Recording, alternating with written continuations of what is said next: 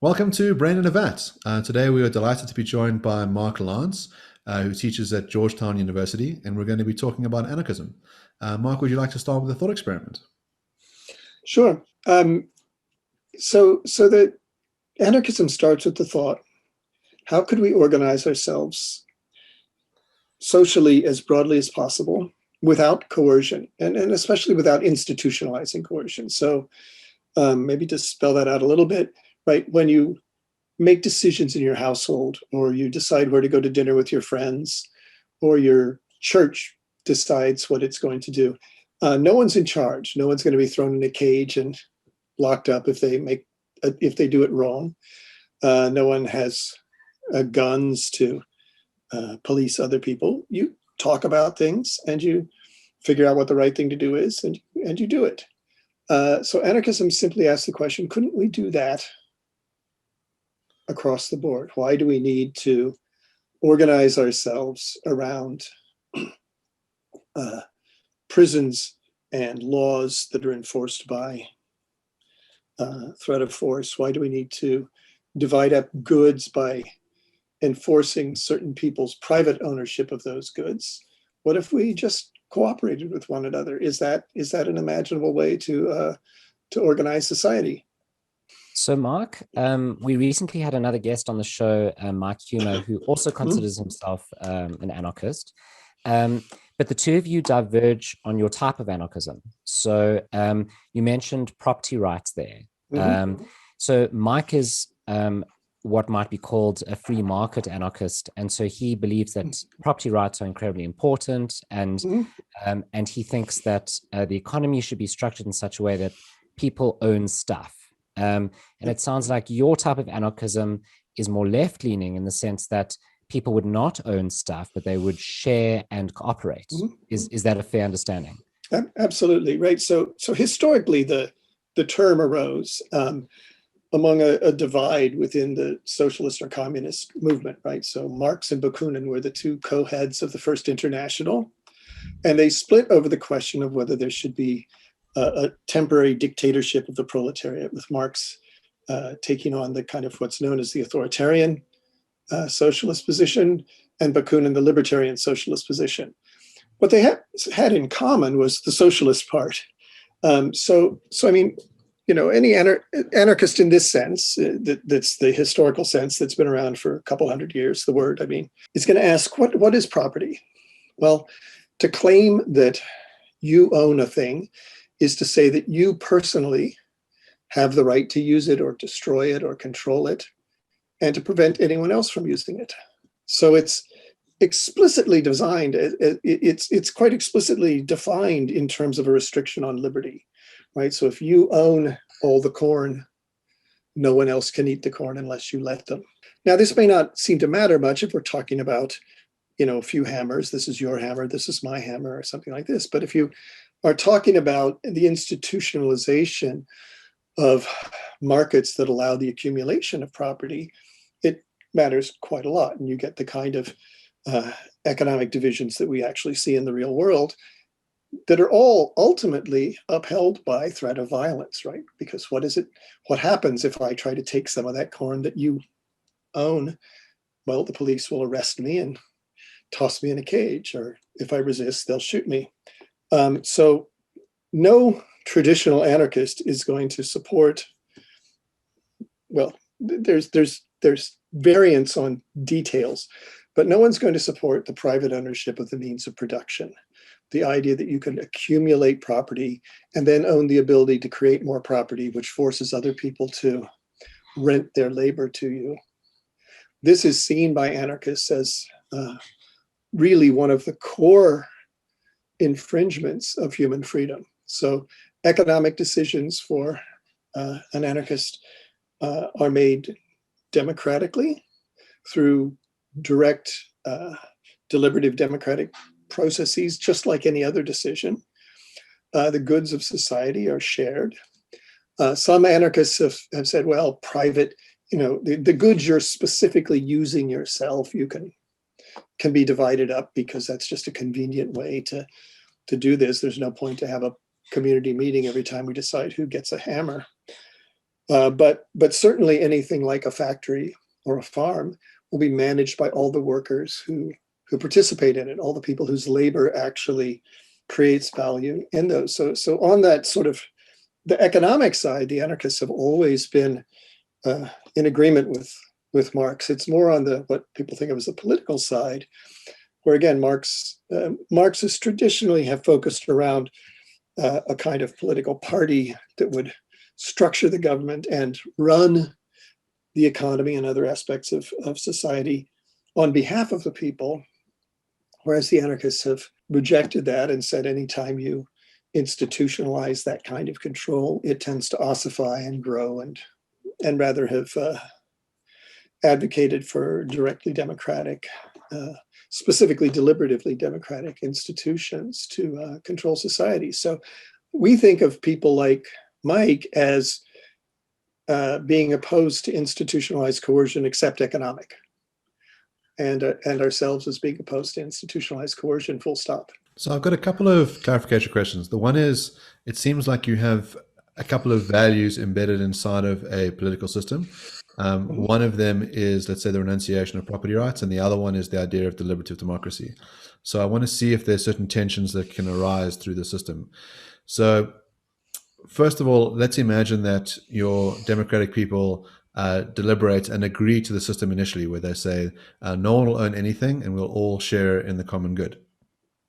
And this is what your democracy decides. But over time, that democratic will changes. And some people say, well, actually, I'm the one who's making this thing, and I'm the one who's growing the crops, and I'm going to portion off a section for myself, and I'm going to claim private ownership over it. At what juncture then, what is the remedy for the anarchist? In other words, what do you do now when you have a situation where someone has, let's say, modified the rules, but there is no enforcer? And the other one is, let's say that you did have a modification of the rules as well. So the democracy shifts accordingly. In other words, it says, well, we've deliberated, and actually we think that these sectors of industry or these people get to own things. But now the deliberations have produced norms which are out of accordance with the grand theory of anarchism. But so let's just start with your example. Someone says, I'm going to just grow these crops and not cooperate with anyone. These are mine. This actually arose in the 1920s in anarchist Spain. There were a few sort of small business owners who didn't want to cooperate with the general collectivization that was going on throughout Catalonia.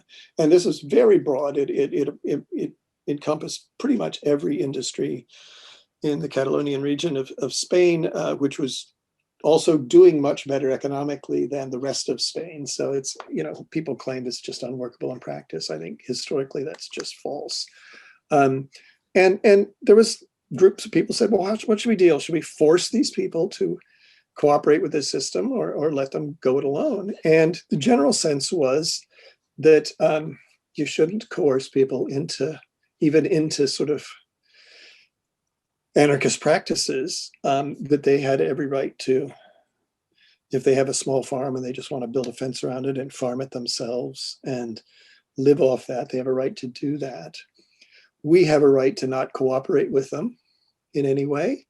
We'll trade with them if we want to, but we're not required to trade with them. We're not required to take care of them. And if we're building schools and building health clinics and building other things, if they're refusing to be part of society, then we don't feel an obligation. We won't feel an obligation to donate these things to them.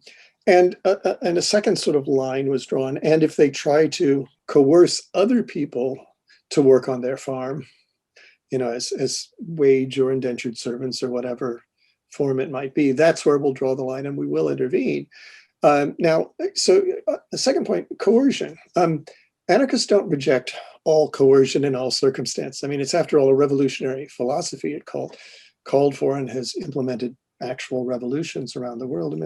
So that's pretty straightforwardly coercion.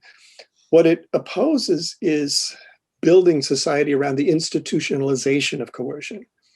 So I don't, if you build a little farm and you secretly capture 6 slaves, well, we'll have a meeting and we'll discuss that, and we'll come to your farm and we'll free those slaves. and hopefully not kill you. But in the end, if it comes to that, that's not sort of ruled out in principle by any kind of universal maxim or something. In practice, anarchists have been far less inclined to move toward things like violence than non-anarchists have adopted all kinds of elaborate mechanisms of restorative justice and community restoration and things like this. If you look at, for example, the legal system that operates currently in the Zapatista territories of Chiapas, which doesn't use the word anarchism, but it's very much along these lines. When somebody does something harmful to society, people, an ad hoc committee of representatives is elected by the community. They bring together the people, they discuss it, they work out a restorative and reparative response. In principle, end of the day, someone could be completely expelled from society if they, so for example, just absolutely refuse to participate or to cease harming other people. This incredibly rarely happens. The vast majority of crime and things like that occurs precisely because of inequality and other forms of structural harm that exist within a capitalist society. But it's not forbidden. But what is forbidden is building up the police. We're never going to make Mark the cop, whose job it is to carry guns around and enforce a set of rules on the rest of us. But if things go really badly, we may all decide that we have to take up arms and do something. Lots of different anarchists who had different views on those kind of questions of violence versus nonviolence. But on the institutionalization of things like police and prisons and standing armies, no, that's right out. So it's a nice idea to think that all bad behavior, or the vast majority of bad behavior, is caused by inequality. But I just don't buy that. I'm more of an individualist. I think that people's behavior is much more determined by their psychology. And I think that there's going to be some bad apples in every society, and probably just as many, on my view, because they're going to have, these psychological traits which are often genetic or come from traumatic experiences in childhood, which needn't be caused by inequality. So given that, and given that you don't want a police force, what is your way of making sure that those bad apples don't run rife? Well, I mean, first of all, I will say that I mean, certainly psychological factors of the kind you're talking about matter, but it's also just completely clear that sociological factors matter as well, right? I mean, I don't think there's any serious debate among social scientists about this. Poverty breeds crime, and many crimes are simply almost definitionally the result of inequality. But leave that as it may. First of all, there's nothing that guarantees anything, right? We're not aiming for a perfect society. No one is. We're aiming to continually make society freer, more horizontal, more participatory. No schema that anyone's going to come up with is going to absolutely rule out violence. And certainly, defenders of current institutions of states and police and stuff shouldn't pretend that that's the standard, right? I mean, let's just look at the wars and prison populations of modern societies, right? Now, so what do you do about people that have, whatever kinds of untoward psychology that leads them to do antisocial things? Well, you build educational systems and social work systems and job training systems, and you employ all of those mechanisms first, and you put restrictions on the individual last. So I mean, look, what the vast majority of violent crime in modern industrialized societies is carried out by a very specific age range of people, right? From teenagers, basically, teenagers to 20s. Vastly less violence by people either younger or older than that. Some of the most effective ways of preventing teen violence is by keeping teens busy. There was back in the 90s, there was 80s and 90s, there was a program that was sort of maligned by the right wing, but called Midnight Basketball, where they set up these youth leagues of kids playing basketball. It cut crime quite significantly. So, I mean, look, a lot of, what the specific response to any particular psychological problem will depend on the problem. But that's the idea. We have a lot of tools at our disposal. And I think there's, among the least effective tools at actually preventing the kind of basic crimes that we care about, things like violence, assault, rape, things like that. There's kind of not, by definition, not going to be theft if everyone can use whatever goods they want to use. One of the least effective ways of preventing that is throwing people in prison. Prison tends to make people more violent. You lock someone in a cage for 10 years, they generally come out more with greater antisocial tendencies than they went in with. But again, end of the day, will there be some people who are just broken irreparably and a total danger to society? Sure, and we'll have to figure out what to do with them. Maybe we have to lock a given person up because every time they're freed, they just start attacking people and killing them. That'll be a community decision that's made. What we don't do is institute a standing police force. Remember that the institution of standing police forces in cities is about 150 years old. It's like humans survived without this for a very, very long time. It's an extremely new institution. It's not like this is just the idea that we might do without that is a made up idea. We did do without that. My general view of human nature is that there isn't any. Humans are highly malleable people. They vary radically with their circumstances and their conditions. And I think there's overwhelming anthropological evidence for that. But one thing that is a common is that humans do have a drive for what Kropotkin called mutual aid, right? We're a species that is deeply dependent upon other members of our species, right? Human babies are by far the most vulnerable creatures, right? Most animals' babies within a week or two can survive on their own. A human baby will die for years. Drop a 2-year-old in the jungle, it won't survive on its own. Humans grow up, it's our sociability and our ability to protect one another that gives us our evolutionary niche that we survive in.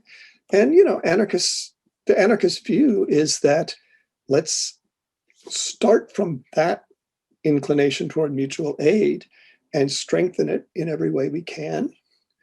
That is, again, to say through education, common purpose, common projects, and then, therapy and mental health and all of those fancy modern things. Let's do everything we can to strengthen the principle of mutual aid and build our social relations around that, instead of building our social relations around our inclinations toward selfishness and self-interest, which is kind of the guiding principle of a capitalist economy. It says people sometimes are selfish, so let's structure the entire economy around that goal. It's an odd choice to make.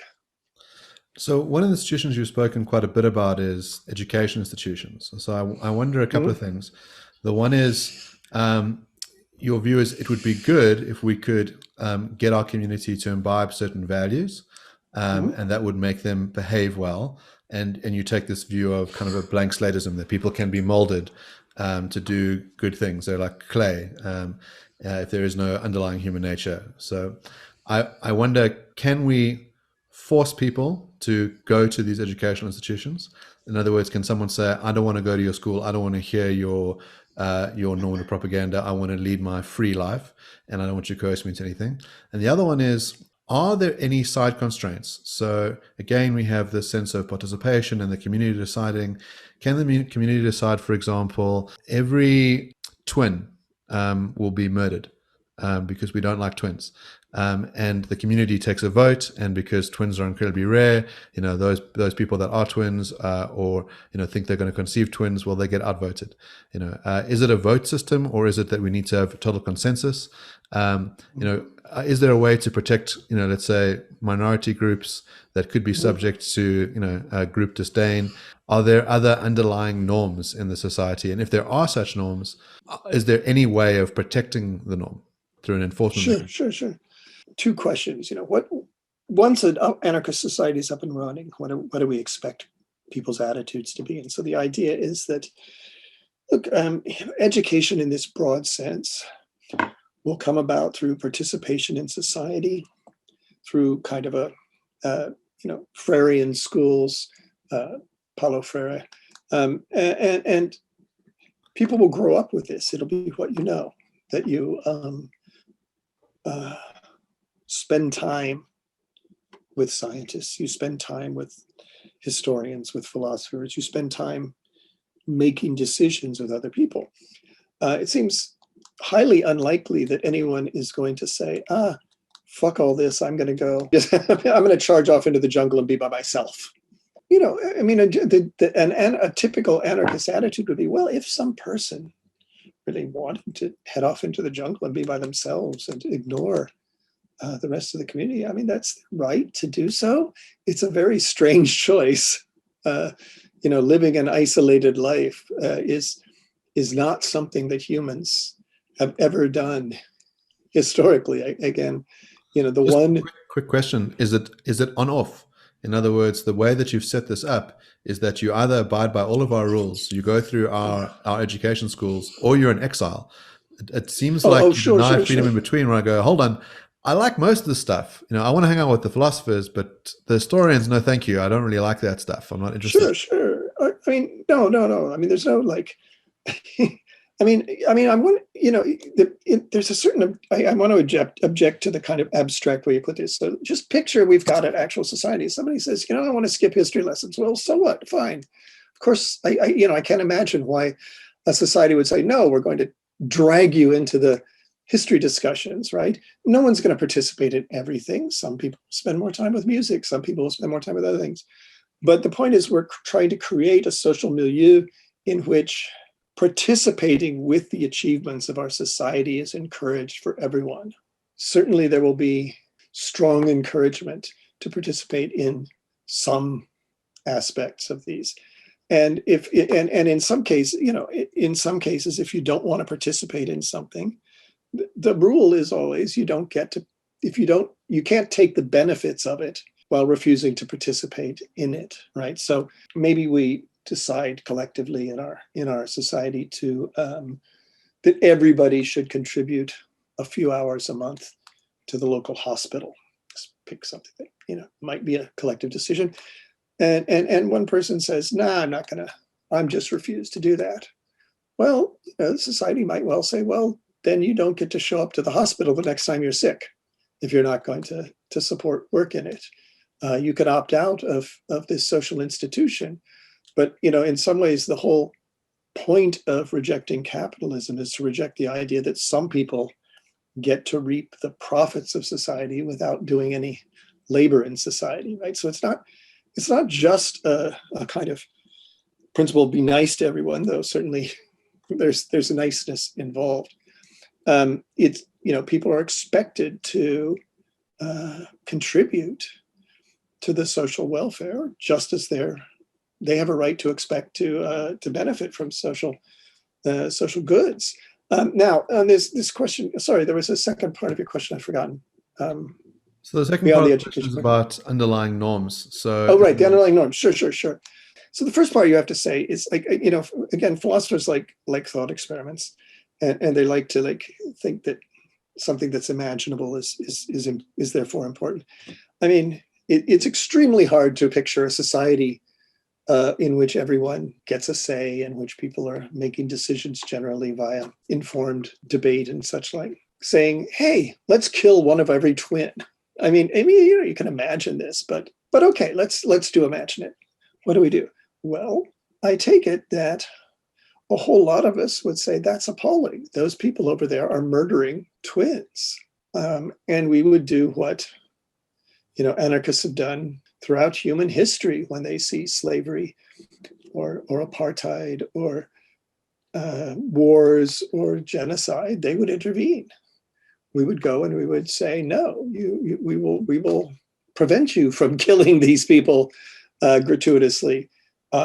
Maybe we would, say, look, if you guys have some kind of deep-seated psychological problem with having twins around, maybe, how about, whenever twins are born, they come live with us, and then you don't have to deal with this problem. There's a quick solution. Here's the problem. The way I've set the experiment up, and maybe I'm being unfair, is that it is not the anarchist society observing some other society. It is an anarchist society who says, we have a norm in place, which is we deliberate and we produce rules as a collective. And they then produce a rule which is immoral. And I'm cashing out a particular example of it as twin murdering. But it could be that if anyone worships a deity that we don't like, we kill them. And it's a minority group, and the collective has decided. And I want to know, is that internally contradictory? Because on the one hand, you're saying anarchism prizes participation and collective decision making. But on the other hand, I want to know, well, is there some side constraint? And you go, but we cannot decide that.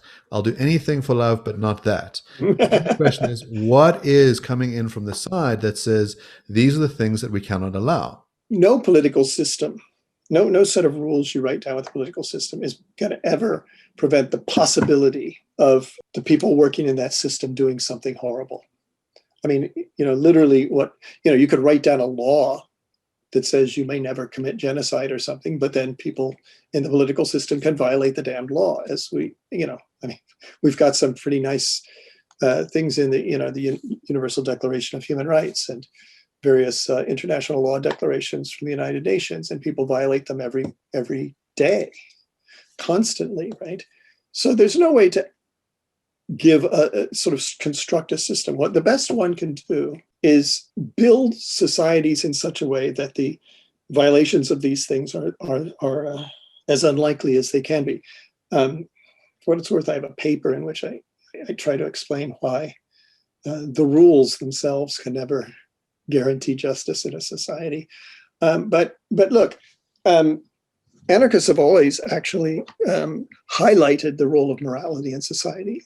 The idea that in order to have a decent free society, you have to work on the process of instilling moral thought in the citizenry. And people have to be, both can be and have to be guided by, when someone in our anarchist society proposes killing people of a different religion, because it's a society in which we've all been trained to think through moral issues, trained to participate democratically, and all have the ability to do so, presumably a lot of us are going to object. We're going to say, but that's immoral. You're murdering people for no good reason, right? And we're going to resist it. I mean, I did speak of a second society because I'm imagining a community in a city doing this, and there's going to be other people in other communities and other cities that can intervene. Now, but if the question is, well, what if, despite all the training and all the practice, 99% of the people are just fucking evil and decide to kill the other 1%. Well, we're screwed. I mean, what's going to fix that? What possible institution could you have in place that would be such that if, people that believe in hierarchy always imagine the masses doing something horrible. They say, so we need some people in charge that will prevent the masses from doing this horrible thing. And then you ask the question, well, what if the people in charge do a horrible thing? Because Mark Humer has your solution, right? Yeah. The solution to this problem that you think is unsolvable. And his solution is not a state. So his solution is to say that in his kind of system, which presumes selfishness rather than altruism, the only way someone would survive in the world is if they subscribed to a security company. So I don't think he would go so far as to say it's the only way that survive, but it's probably the only way that flourish. And so what he would say is, in order for me to live in the world, I need to subscribe to this security company which protects me. And if I behave abominably, that security company is not going to protect me any longer because I won't be satisfying the constraints upon which I signed up. And But that that security company can't behave abominably either because it's not profitable to do so. So it will just slowly degenerate if it did. But it can, right? I mean, what if, again, just taking the example you're giving me, you're imagining 99% of the people want to say, kill 1% and whatever, use them as sex slaves or something. We've all got security companies. The 99% presumably have bigger security companies than the 1%. And they decide that it's in their interest to enslave that 1%. Nothing about saying that the 1% can buy security companies is any prevention of that. It's in fact the fact that you've trained people and glorified in people the idea of accumulation and selfishness precisely invites that. So no, there's no solution to the question, what if, despite all of our best efforts, the vast majority of people become evil? It's going to be bad if that happens. And we can talk about how to make it less likely that will happen. Yeah, and we can talk about how to organize people to resist that kind of thing. Yeah, and the problem is, of course, that, I mean, the mechanism, the selfish mechanism of if you're, the sort of tit for tat mechanism that you were attributing to Mike, that applies just as well in an anarchist society as well, right? I mean, in any, and I'm a big, I think it is an important mechanism. Again, I don't think people are inherently and always altruistic. I think we should encourage altruism. I think we should teach people to be more altruistic. I think we should reward altruism. But sure, I mean, the mechanism that if, one way that society coerces me is in any free society is that if I treat you abominably, you'll stop associating with me and you'll stop cooperating with me and stop working with me. What's the one kind of thing in actual society that prevents that from working? Well, it's economic dependence, right? If I'm going to be without healthcare and without income and without, the basic conditions of life, if I lose my job, then I'm not in a position to do anything when my boss treats me abominably. But if we have roughly equal access to the goods of society, then my failing to cooperate with you is just as harmful as your failing to cooperate with me. But those kind of mechanisms only work in a society with rough equality. If there isn't rough equality, then one side can abuse the other and laugh at its pathetic little security company. So I'm curious about this equality notion. So something we haven't pushed you on throughout this discussion is you've assumed that in an equal society, there will be enough for everyone. Now, anyone who has a right-leaning economic stance will disagree with that. They'll say that this is pie in the sky economics. You don't understand how economics works. You can't establish a successful society if you simply distribute goods equally. There just will not be enough. In order to have enough for the people with the least, there have to be people with more. In other words, there has to be inequality that drives ingenuity. I think it's just a dogma of people that refuse to look at societies where that have refuted this case. So let's take, for example, the Mondragon collectives that currently exist in northern Spain, in the Basque regions of Spain. All industries there are collectively owned by the workers working in these industries. People are paid common wages and common amounts of ownership in the industries they work in. You can leave if you want to, but you give up your ownership share in any industry. You can't sort of take the stock with you. This is the way these things are structured. It's a very large, it's one of the most, even though it's operating within the broader capitalist system, it's one of the most economically successful regions in Spain right now. So, I mean, I think that this is largely just dogma. there's two parts that I think there's some plausibility to. That one might argue that you need incentive for innovation, that people aren't going to just innovate and do things. And that's true. But let's think about where the vast majority of innovation actually comes from. In modern society, a huge portion of it comes from universities, right? What's called the AstraZeneca vaccine for COVID. It was invented by Oxford scientists and then given to a corporation to distribute and manufacture. Most of what made people like Bill Gates wealthy was basic science done by universities, or in a few cases by military scientists who were also paid by the state. There are incentive systems in universities. If I write a lot of original books, I advance more. So you can build incentives through social prestige, even through income, right? There's no, when I talk about equality, I mean equality of economic power. It's not to say that every single person has to have exactly the same goods. That would be kind of a silly view. And you might say, if you work more hours than someone else, we'll give you more of the luxury goods of society. Or if you innovate, we'll give you more of those. What you won't do is build up control over the means of production in society. We won't give you the ability to become worth $100 billion, as Bill Gates is, or to make the economic decisions for everyone else. Now, and then secondly, you might also argue that we need some kind of competition. We need, in some industries, we need competition to spur productivity. Notice, so capitalism has sort of, as it were, two prongs, right? There's private ownership of the means of production. So either an individual or a group of shareholders own the industry and take the profits of the industry and make the decisions for the industry. That's prong one. And the second is that industry then, in whatever it's doing, competes with other industries. So other people can buy their goods from this one, or they can buy their widgets from Jones's company, or they can buy their widgets from Smith's company. You can have the second without having the first.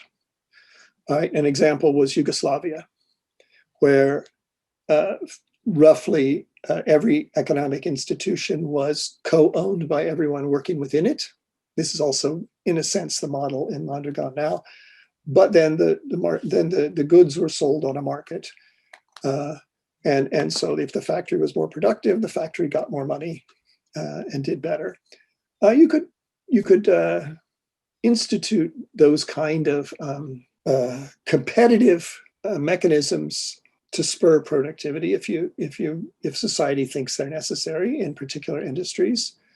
Again, as long as they don't allow one group to take over the economic decision making and the control of things. I've never seen a capitalist actually give me much of an argument for why. You hear a lot of arguments for competition. You don't hear many arguments for private ownership. Now, you can say things like, well, there wouldn't be capital to start a business. And that's true once you're already in a system of massive inequality where all the capital is held by Wall Street traders and hedge funds and billionaires. But if you had a society of rough equality, if people wanted to start an industry, they would have to pool their resources and start the industry. You would raise capital collectively the same way you do everything else. I just don't see why there's any reason to think that this control by the capitalist who doesn't contribute labor but takes away the vast majority of the profit is in any way a positive for society. I mean, so I suppose one of the arguments for capitalism is going to be something spelled out by let's say someone like Pinker. When you go and look at the sort of evolution of human history over the last 200 years, we see that as countries and societies have moved towards free market capitalism, there's been improvements in basically every metric we think matters. So you've got less infant mortality, you've got greater life expectancy, you've got higher levels of prosperity, lower levels of poverty, and all of these things are sort of made possible because of the magic of the market, right? So, I mean, in an anarchist society, if you say to me, look, for the collective good, it would be useful if someone cleaned the toilets and, someone did the accounting and someone, toiled the fields. But you're all going to get the same amount of money as, let's say, the philosopher who sort of sits around pontificating. What incentive is there, to do all that hard work? Well, you say, well, it's for the greater good. And the way that you've posited the anarchist society really is this subtle trick of, well, we're all moral saints. We all know what's right. We're all good people because we've imbibed this in our culture. So we'll all do the right thing for each other's benefit. Whereas capitalism goes, look, the reason why you do this thing is because you will get a personal benefit out of it. And the butcher, the baker, and the candlestick maker aren't doing any of that stuff for anyone else's benefit. They're only doing it for their own. But it turns out that the effect of them privately acting in their interest is that people have lights and people have food, and they prosper. If I think about the items in our homes right now, how many of them were produced in capitalist societies versus communist societies versus anarchist societies? I'll bet some of the stuff we own in our houses, and we'll say own because I have an ownership right over it. And if someone came into my house and took it from me, I would use the might of the state, to use violence against them because I think I have an ownership right. And I suspect that you would do the same if someone came and started freely appropriating your goods or liberating them. But so some of that stuff's going to be made in communist China, under these free market zones. I would suspect that almost none of the objects in our houses were made by anarchists, or if you have some, they're interesting mementos.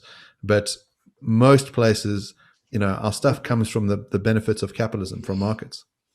You asked, what incentive is there for people to do the really shit jobs? Well, in a capitalist system, let's recall that they're paid less than any other jobs, right? So it's not like the people that sit around pontificating like we're doing here are paid less than the migrant farm workers. The migrant farm workers are paid nothing. So the way that capitalism actually gets the shit jobs done is by telling a certain class of people that you're going to die if you don't do this, right?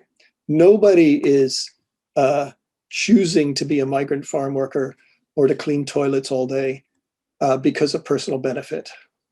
If you're comparing that to some other job, they're doing that because it's a matter of survival.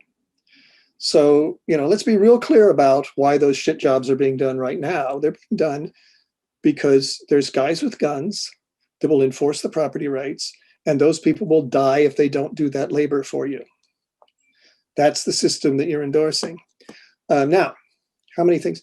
Well, very few things that we use today were made in an anarchist society because anarchist societies have been wiped out and murdered. And it's important to, when you're thinking of these like grand stories about the successes of capitalism, to keep in mind things like the conditions of African children that are forced to crawl down mines to mine the minerals so that you can have telephones with touchpads on them. Indeed, the conditions of migrant farm workers who in America are generally not even citizens. They're allowed in. This is the liberal position, right? The conservative position in America is fuck those foreigners. Let's just drive them out and destroy them. The liberal position is let them come in with very few rights, no unions, so that they can be a hyper-exploited workforce who are paid below minimum wage, that we can just spray poisonous pesticides on.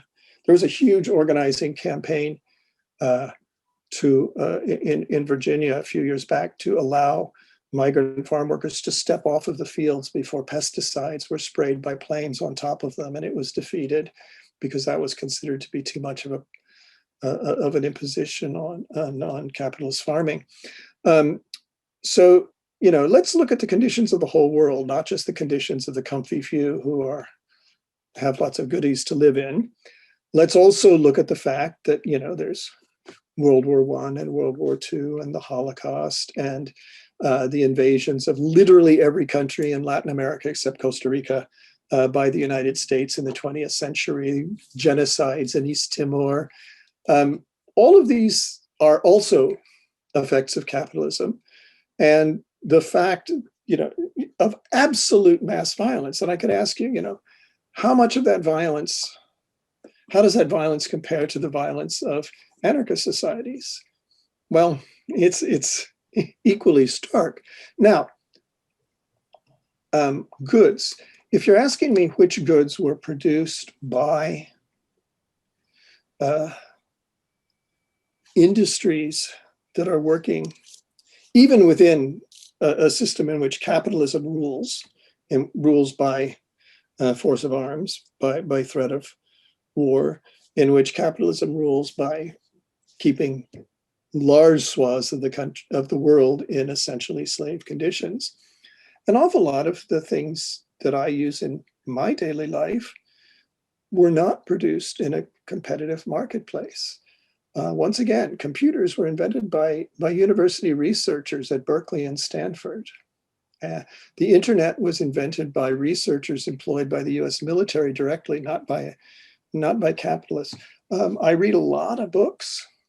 Almost none of them were produced by people who are making enough money to live on the books they're writing.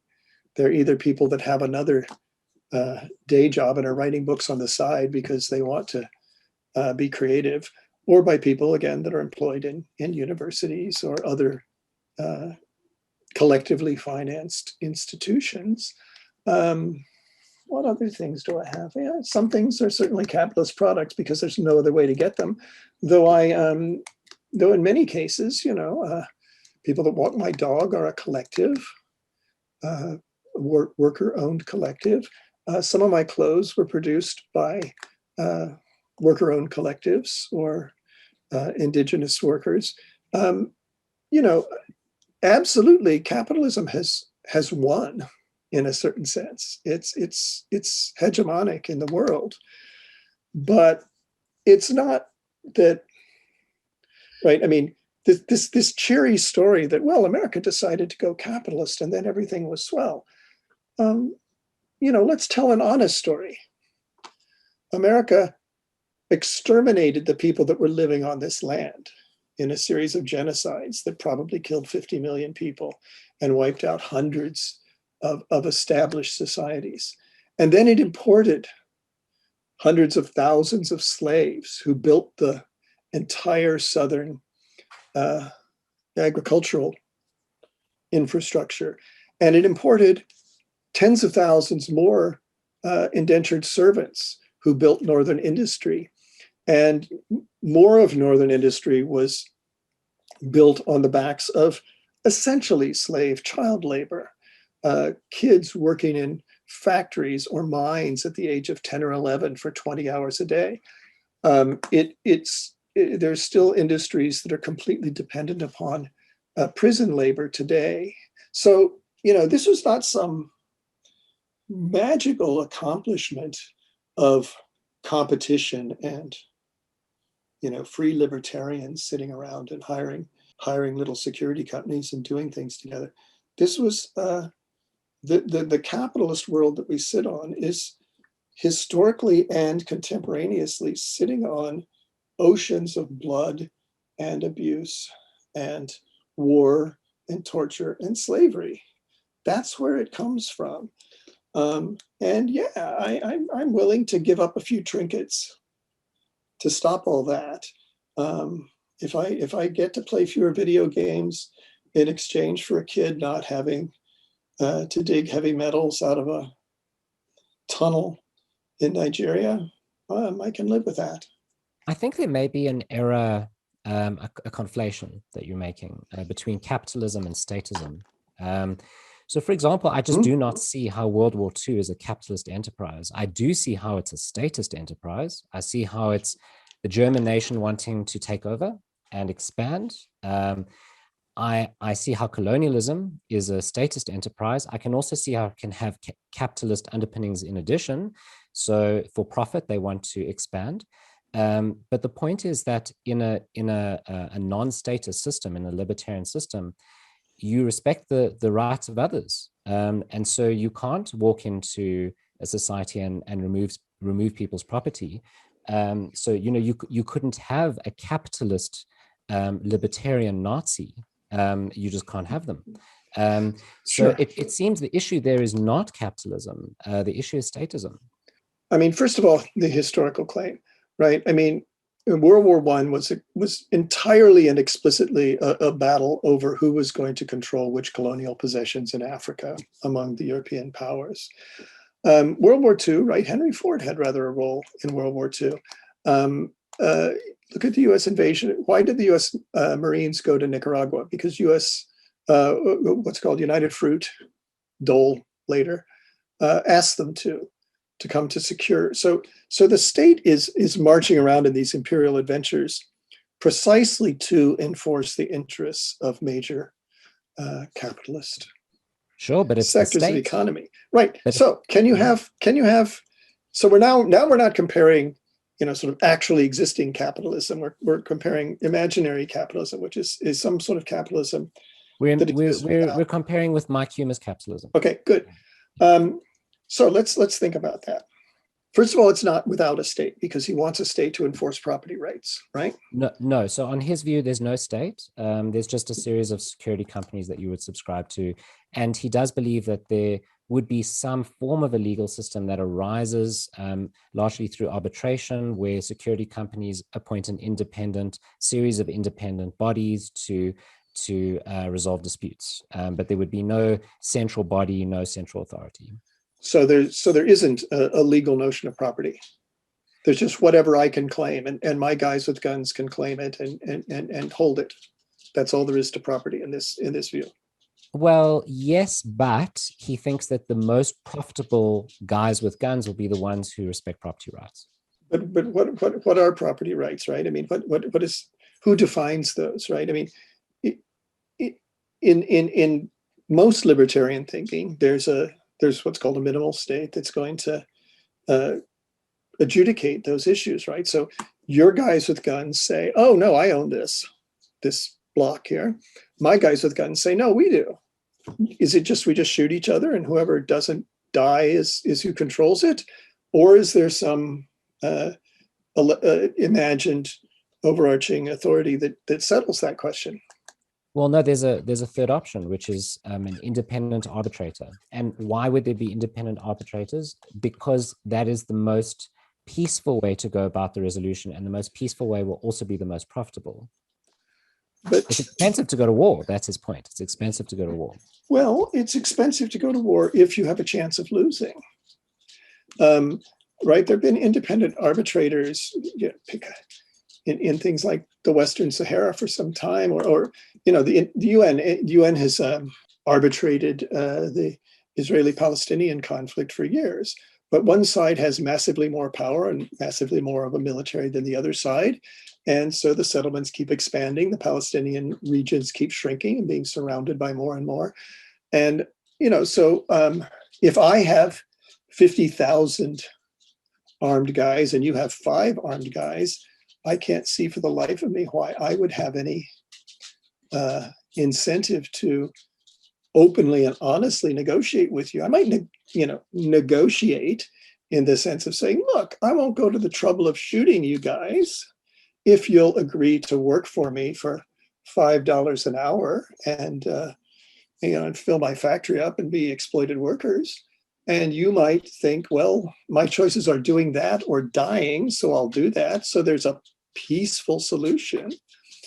But the reality is, if you allow inequality in the fundamental kinds of power in society to develop, whether you call it a state or you call it a private militia, as soon as inequality comes in, there will be ways for the more powerful to game the system and exploit the less powerful. And if you're building this all around an idea of selfishness and self-interest, then they'll have an inclination to do that too.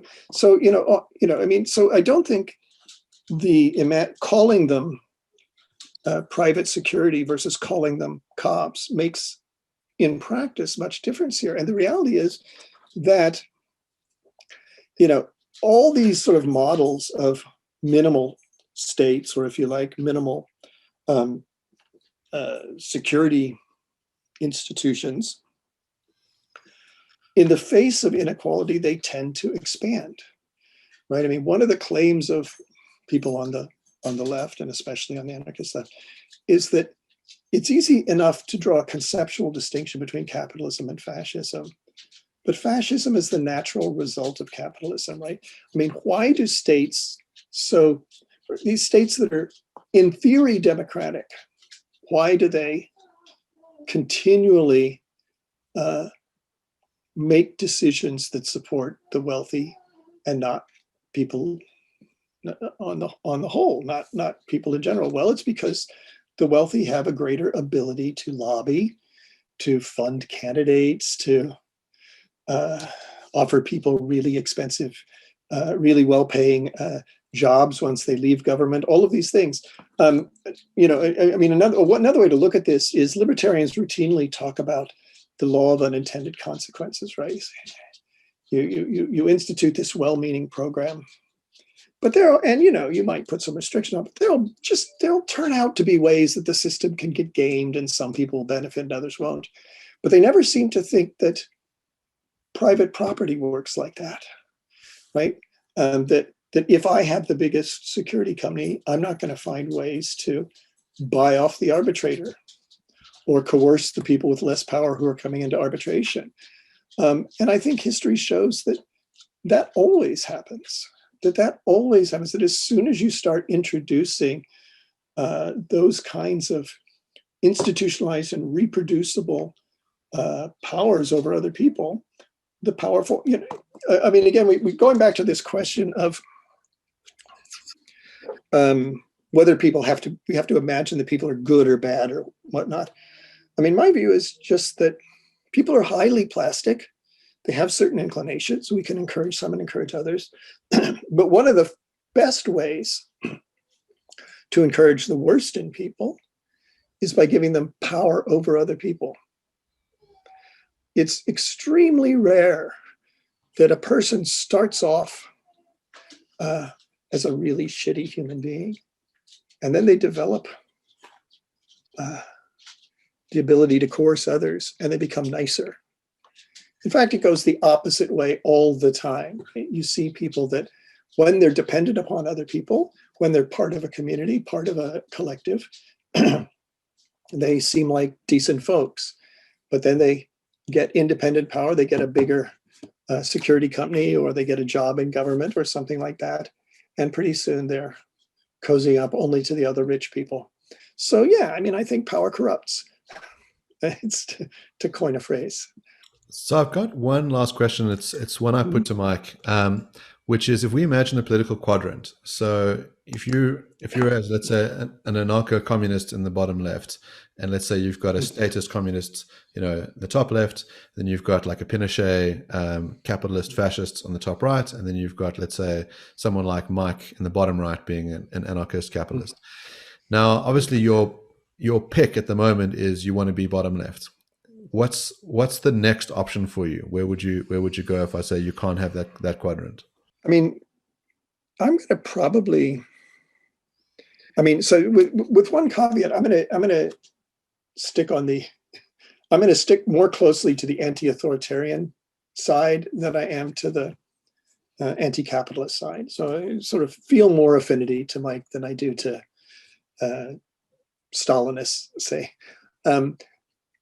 But I think that over time, Mike's corner always moves toward the Pinochet corner, because because he's inviting a system in which some people are going to have bigger armies than other people. And once they do, they're going to want to institutionalize those armies and keep their power, hand it down to their kids, make sure their kids have more power than the other kids. So I think that corner down there is inherently unstable, and is always going to kind of move up. But yeah, I mean, you know, if I have to choose between right now living with libertarians or living with Stalin, I'm gonna go with the libertarians. So that's interesting. Mike picked your square as well. He said he would move that way, and I told him the danger of your square is that it'll move up to Stalin. Well, I mean, it can. I mean, it obviously can. And look, there's a chance any society that's built around people's, there's a conservative who once said that the price of liberty is eternal vigilance. I think that's absolutely right. I think that's absolutely true. As soon as you start sort of resting on the laurels that our society is awesome, because every society is going to have inequalities, first of all. I mean, you'll never fully rid yourself of this. And they'll start ossifying, and people will start finding little ways to institutionalize them. And so, if we're not constantly vigilant and constantly preventing that from happening, I think there's always a danger of moving up towards Stalin. The difference is that I feel like the left corner, as you're describing it, sees that problem, has talked about it for a century, and is actively trying to educate everyone together on the need to work together and support each other in mutual aid. Mike's corner is saying, no, greed is good. Selfishness is good. Let's just hope that selfishness never gets so concentrated in some people that we move to Pinochet.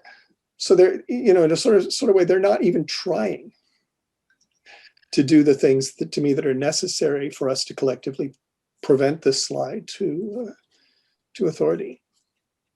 They were totally inverted answers, the two of you. I'm not surprised. I'm not surprised.